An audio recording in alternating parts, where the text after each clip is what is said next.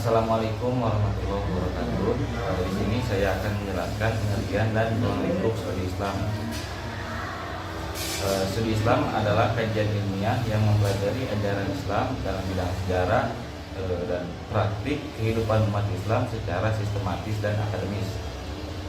Tujuan studi Islam adalah untuk memahami ajaran Islam secara menyeluruh dan mendalam berdasarkan sumber-sumber yang sahih.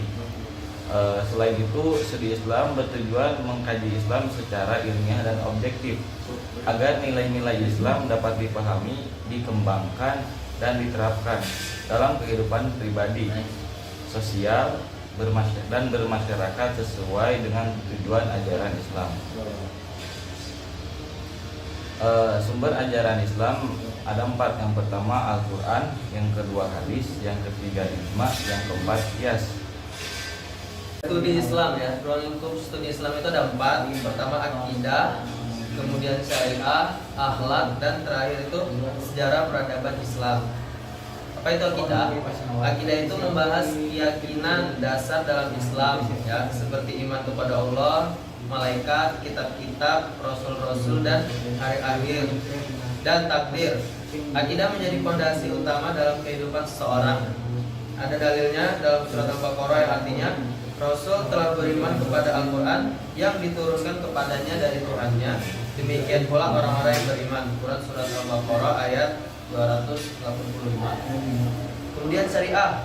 Syariah merupakan aturan dan hukum Islam yang mengatur hubungan manusia dengan Allah Subhanahu wa taala dalam hubungan ibadah dan hubungan antar manusia juga, yang muamalah manas.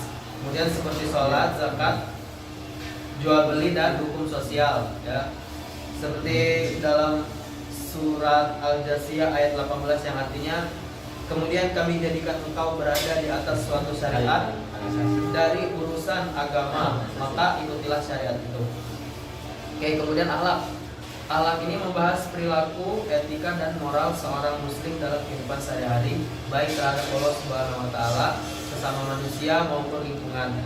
Akhlak mencerminkan kualitas keimanan seseorang. Dan Rasulullah SAW bersabda, sungguhnya aku diutus untuk menyempurnakan akhlak yang mulia. Hadis riwayat Ahmad.